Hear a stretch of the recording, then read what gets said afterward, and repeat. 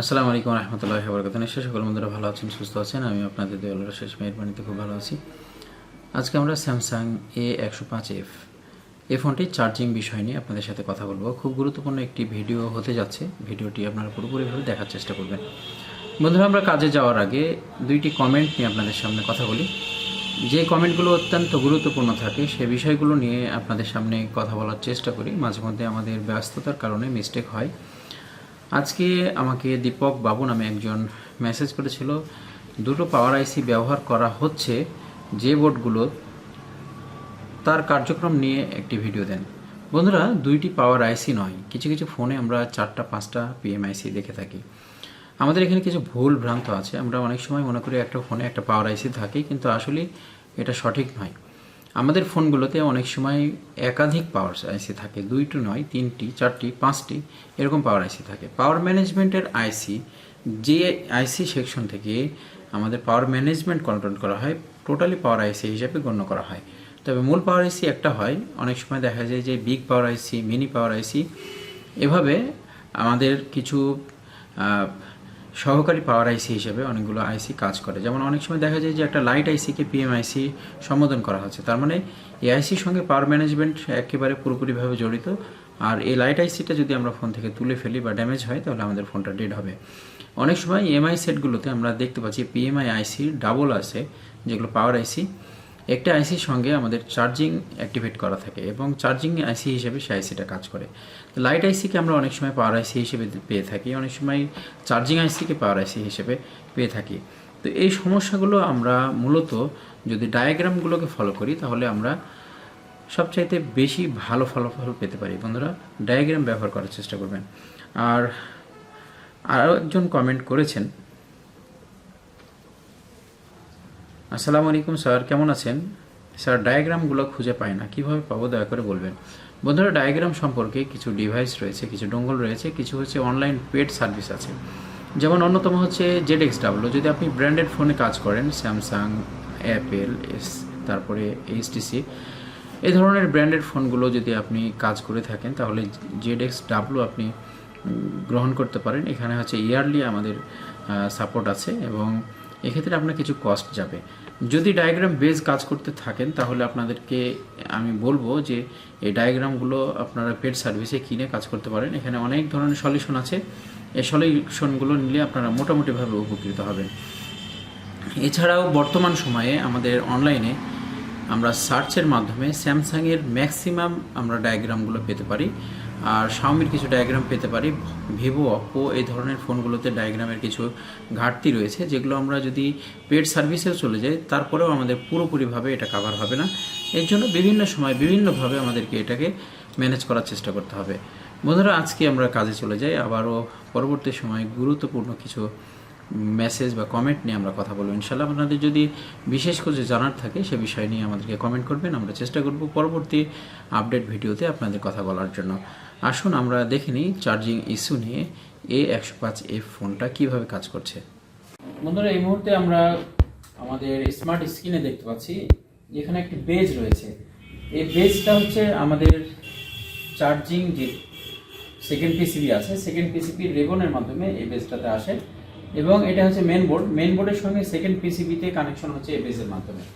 এখান থেকে আমরা ট্রেসিং করেছি মাদারবোর্ডটাকে এবং আমরা চার্জিং এরিয়াটা পুরোপুরিভাবে চেক করার চেষ্টা করেছি যে কিভাবে কাজ করছে এই এরিয়াটা। তো আমরা দেখতে পাচ্ছি যে বেজের এখানে দেখতে পাচ্ছেন যে একটি লাইন আছে, একটি লাইনের সঙ্গে 4টা পিন সম্পর্কিত রয়েছে এখানে, এবং অপোজিট সাইডেও কিন্তু এই 4টা পিন একসঙ্গে একই ট্র্যাকের উপরে কানেকশন রয়েছে। এই কানেকশন থেকে আমাদেরকে এখানে একটা ফিল্টারিংয়ের মাধ্যমে আমাদের ওভিপি যে আইসিটা আছে, ওভার ভোল্টেজ প্রোটেকশন, সেই প্রোটেকশন আইসিতে আমাদের লাইন দিয়ে দেওয়া হচ্ছে। ক্লিয়ার? তো এখানে যখন যাচ্ছে ফিল্টারিং, ফার্স্ট ফিল্টারিংটা এটা হচ্ছে, এবং ওভিপি ওভার ভোল্টেজ প্রোটেকশনের আমরা এই ক্যাপাসিটারে আমরা প্রথমে ফিল্টারিং নিচ্ছি। ফিল্টারিং নেওয়ার পরে আমাদেরকে ওভার ভোল্টেজ প্রোটেকশন আইসিতে দেওয়া হচ্ছে, এবং এই আইসি থেকে পরবর্তীতে এখানে আউটপুটের জন্য এখানে একটা ক্যাপাসিটার আছে আমরা দেখতে পাচ্ছি। এই ক্যাপাসিটার থেকে এই ক্যাপাসিটার লাইনটা দেওয়া হয় এবং এখানে ফিল্টারিং এর মাধ্যমে মূল চার্জিং আইসি যেখানে আছে সেখানে ইন করে দিচ্ছে লাইনটা। এরপরে দেখুন যে আমাদের মূল চার্জিং আইসিটা আমরা এখান থেকে দেখতে পাবো। এখান থেকে লাইনটা ইন করার পরে আউট মূল চার্জিং আইসি এটা, আর এটা হচ্ছে S2MU005X03। এখানে লাইনটা ঢোকার পরে আমরা এখানে দেখতে পাচ্ছি যে দুইটা ক্যাপাসিটর রয়েছে। এই দুইটা ক্যাপাসিটরে যৌথভাবে এটাকে ফিল্টার করছে। ফিল্টার করার পরে আমাদের পরবর্তীতে ব্যাটারি কানেক্টরে লাইনটাকে সাপ্লাই দিচ্ছে, এবং এখান থেকে যখন ব্যাটারি কানেক্টরে আমাদের লাইন সাপ্লাই আসে তখন আমরা কিন্তু এখানে একটা রেজিস্টার পাচ্ছি, এবং ব্যাটারি কানেক্টরে আমাদের ভোল্টেজটা সরাসরি চলে আসবে। আমরা যে ফোনটা কাজ করছি এই মুহূর্তে, এই ফোনটা হচ্ছে ফেক চার্জিং সমস্যা। তো ফেক চার্জিং সমস্যার জন্য আমরা কিভাবে এটা চেক করতে পারি সেই বিষয়গুলো আমরা স্টেপ বাই স্টেপ দেখব, এবং আমাদের ডায়াগ্রাম ক্রিয়েট করা আছে, সেখান থেকে আমরা দেখে নিব যে আসলে এটা কার্যক্রম কিভাবে হচ্ছে, এবং আমরা চেকিংটা কিভাবে পুরোপুরিভাবে করতে পারি, এবং কখন আমাদের আইসি চেক পরিবর্তন করার প্রয়োজন হবে, আর কোন সময় আমরা এটাকে রিপেয়ার করতে পারবো সেই বিষয়টি আমরা দেখার চেষ্টা করি ইনশাআল্লাহ। বন্ধুরা, এই মুহূর্তে আমরা দেখতে পাচ্ছি যে এখানে হচ্ছে আমাদের সেকেন্ড পিসিবি। এই সেকেন্ড পিসিবির আমরা এই চার্জিং পোর্ট থেকে আমরা ভোল্টেজটা নিয়ে থাকি, তাই না? চার্জিং পোর্টে ভোল্টেজ থাকবে হচ্ছে 5 ভোল্ট। এই 5 ভোল্ট এই বেজে চলে যাবে, বেজে রেবনের মাধ্যমে, এটা হচ্ছে ফ্লেক্স, আমাদের ইন্ডিয়াতে এটাকে বলা হয় পাতা, ঠিক আছে? এরপরে আমাদের এখানে লেখা আছে, এই ফ্লেক্সগুলো কিন্তু আমরা অনেক সময় বুঝতে পারি না যে আসলে ফ্লেক্স কোন দিকে কীভাবে কানেকশন হবে। এখানে লেখা আছে SUB, সাব। এই সাব যেটা লেখা আছে, এই সাবটা হচ্ছে আমাদের সাব পিসিবি, ঠিক আছে, সেকেন্ড পিসিবি। আর এখানে যেটা মেন লেখা আছে, এই মেনটা হচ্ছে কি মেন বোর্ড, ঠিক আছে? মেন যেটা লেখা আছে সেটা চলে যাবে মেন বোর্ডে। অনেক সময় কিন্তু আমাদের এই কানেক্টরটা দেখা যায় দেখতে একই রকম, কিন্তু লাইন উল্টাপাল্টা হয়, সেক্ষেত্রে কিন্তু কিছু ভেজাল হয়।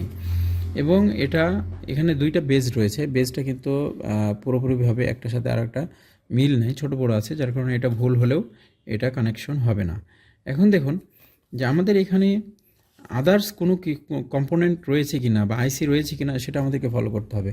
এখানে আমরা দেখতে পাচ্ছি যে আমাদের এখানে কোনো আইসি নেই, এক্সটার্নাল আইসি আছে, এখানে আইসি নেই, এবং এখানে কোনো কম্পোনেন্টও নেই, শুধুমাত্র এখানে চার্জিং সকেট। এরপর চার্জিং সকেট থেকে সরাসরি দেখুন এবারেও কিন্তু একবারে ফুল ব্ল্যাঙ্ক। তাহলে বুঝতে হবে যে এখানে আমাদের ফেক চার্জিং হওয়ার জন্য বা চার্জটাকে নষ্ট করার জন্য কোনো কিছু নাই। যদি আমরা পোর্ট চেক করি, পোর্ট তো আমরা চেক করতে পারবো, একটা পোর্ট স্বতন্ত্রভাবে পোর্টটা ঠিক আছে কিনা এটা তো চেক করতে পারবো।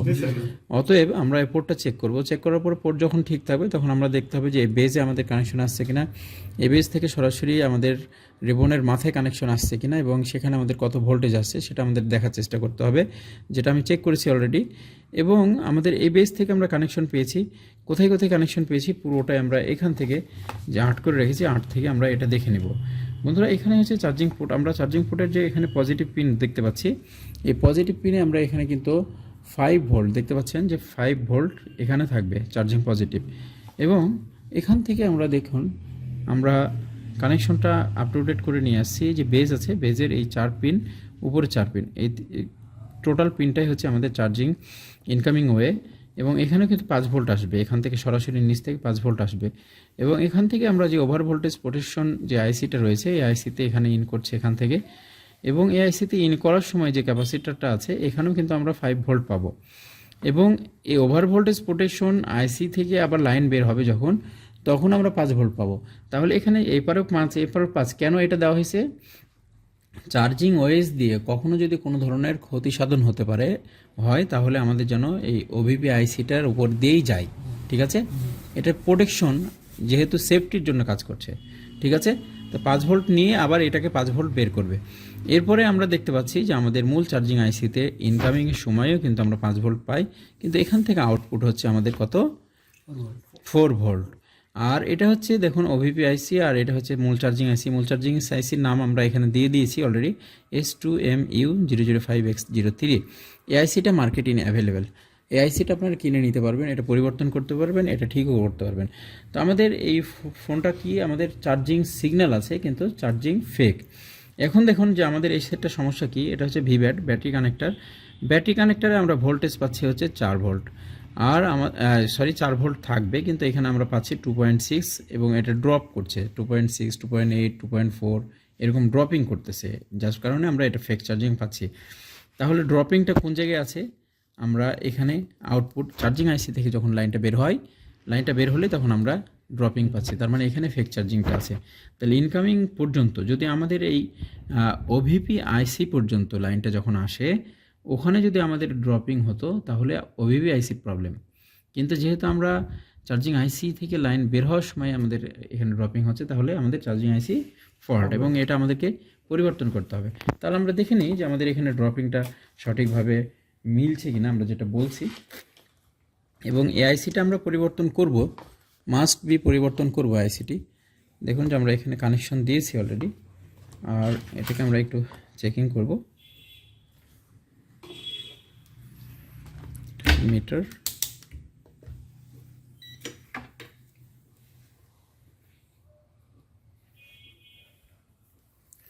মিটারে আমরা জাস্ট একটু দেখে নেব যে আমাদের এখানে ভোল্টেজটা অ্যাকুরেট রয়েছে কিনা।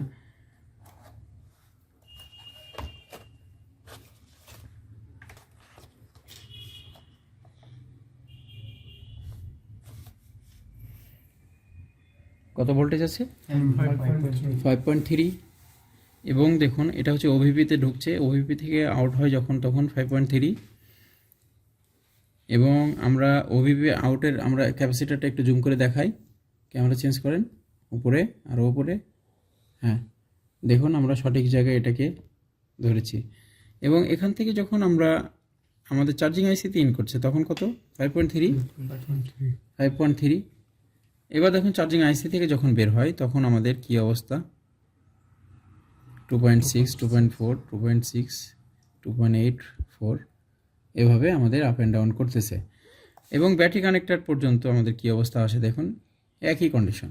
তাহলে এখন আমরা যদি S2MU 500X 005X03 যদি আমরা চেঞ্জ করি এই আইসিটি, তাহলে এই সমাধানটা আমরা পেয়ে যাচ্ছি। ওকে, তাহলে আমরা বুঝতে পারলাম এইটা যদি রিপেয়ার করতে চাই তাহলে আমাদের এই আইসিটা রিহট অথবা চেঞ্জ। এবং রিহট বা রিশোল্ডারিং যেটা আছে এটা হচ্ছে একবারে কোম্পানি মেথড। এই জিনিসটা প্রত্যেকটা কোয়ালিটিফুল টেকনিশিয়ানরা করবে। রিহট করলে আমাদের আইসি অনেক সময় সঠিক পর্যায়ে চলে আসে, ঠিক হয়ে যায়। এই সুযোগটা নেওয়ার চেষ্টা করতে হবে।